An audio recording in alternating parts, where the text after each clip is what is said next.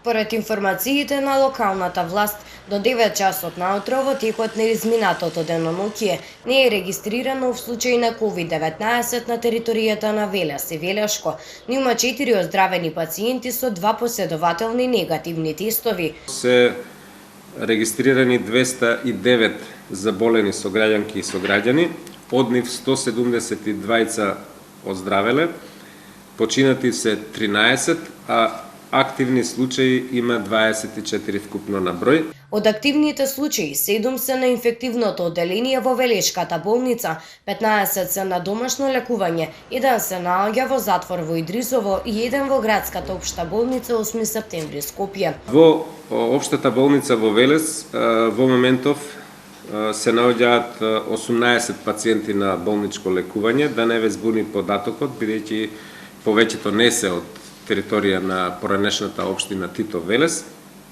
10 пациенти се од Свети Николе, 4 од Велес, 1 од Градско, 1 од Кавадарци и 2 се од Јаболчиште.